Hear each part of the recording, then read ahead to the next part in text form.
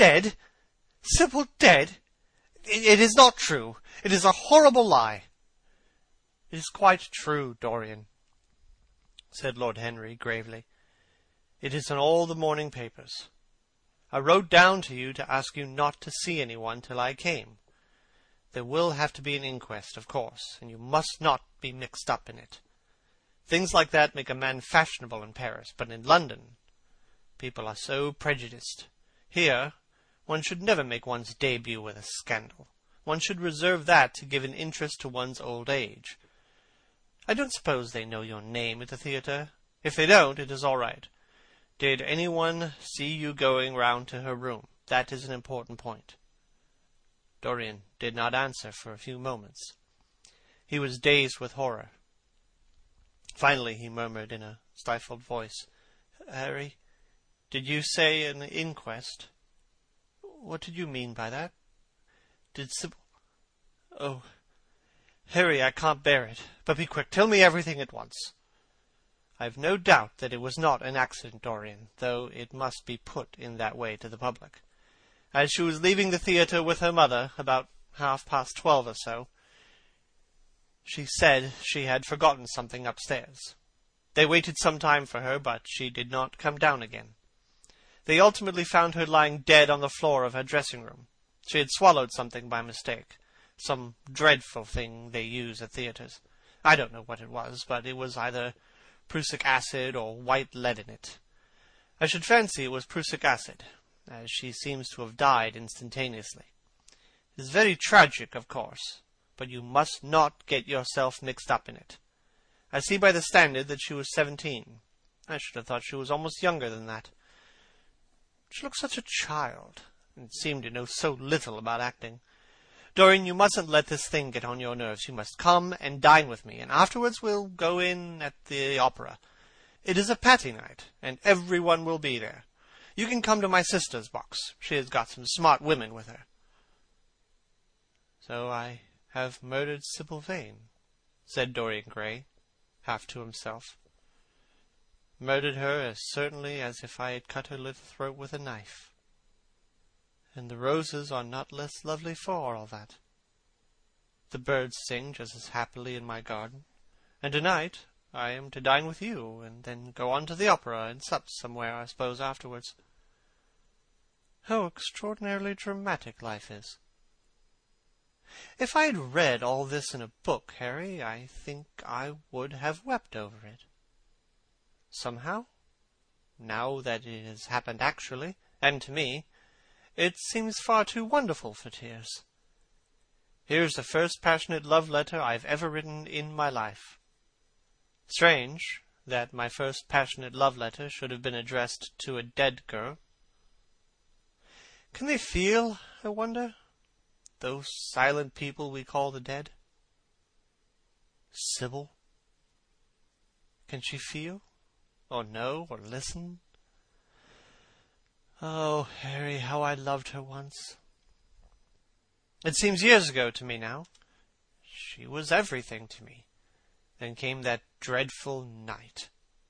Was it really only last night, when she played so badly and my heart almost broke? She explained it all to me. It was terribly pathetic. But I was not moved a bit. I thought her shallow. Then something happened that made me afraid. I can't tell you what it is, but it was awful. I said I would go back to her. I felt I had done wrong, and now she is dead. My God, but Harry, what shall I do? You don't know the danger I am in, and there is nothing to keep me straight. She would have done that for me. She had no right to kill herself. It was selfish of her. My dear Dorian, the only way a woman can ever reform a man is by boring him so completely that he loses all interest in life. If you had married this girl, you would have been wretched. Of course you would have treated her kindly. One can always be kind to people about whom one cares nothing.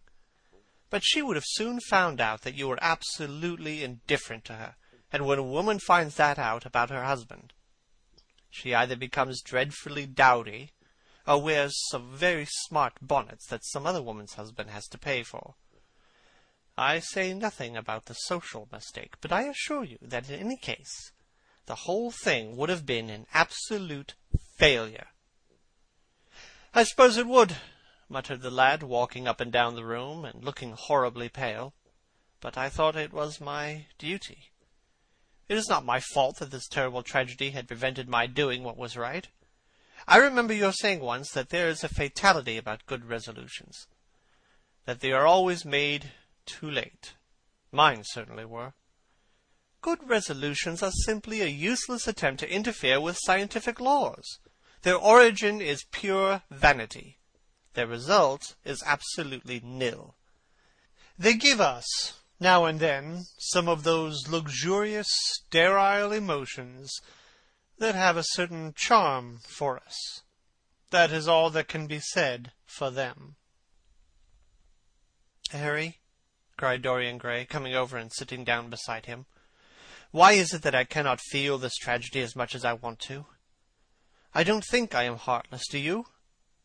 "You've done too many foolish things in your life to be entitled to give yourself that name, Dorian," answered Lord Henry, with his sweet, melancholy smile. The lad frowned. "I don't like that explanation, Harry," he rejoined, "but I am glad you don't think I am heartless. I am nothing of that kind. I know I am not. And yet I must admit that this thing that has happened does not affect me as it should. It seems to me to be simply like a wonderful ending to a wonderful play. It is all the terrible beauty of a great tragedy, a tragedy in which I took part, but by which I have not been wounded." "It is an interesting question," said Lord Henry, who found an exquisite pleasure in playing on the lad's unconscious egotism. "An extremely interesting question. I fancy that the explanation is this.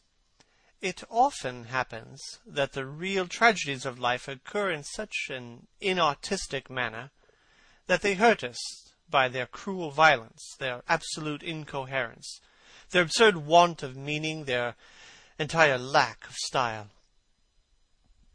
They affect us just as vulgarity affects us. They give us an impression of sheer brute force, and we revolt against that. Sometimes, however, a tragedy that has artistic elements of beauty crosses over our lives.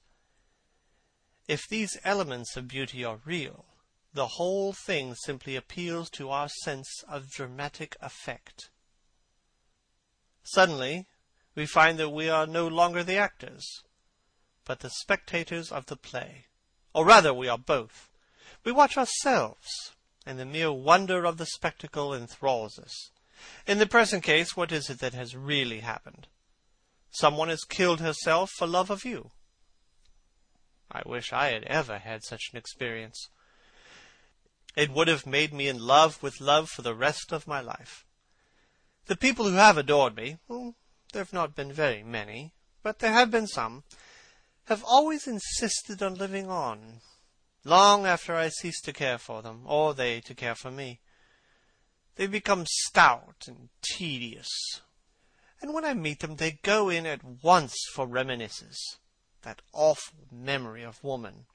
What a fearful thing it is, and what an utter intellectual stagnation it reveals. One should absorb the colour of life, but one should never remember its details. Details are always vulgar. Of course, now and then things linger. I once wore nothing but violets all through one season, as mourning for a romance that would not die. Ultimately, however, it did die. I forget what killed it. I think it was her proposing to sacrifice the whole world for me. That is always a dreadful moment. It fills one with the terror of eternity. Well, would you believe it, a week ago, at Lady Hampshire's, I found myself seated at dinner next the lady in question. And she insisted on going over the whole thing again, and digging up the past and raking up the future. I had buried my romance in a bed of poppies. She dragged it out again, and assured me that I had spoiled her life. I am bound to state that she ate an enormous dinner, so I did not feel any anxiety.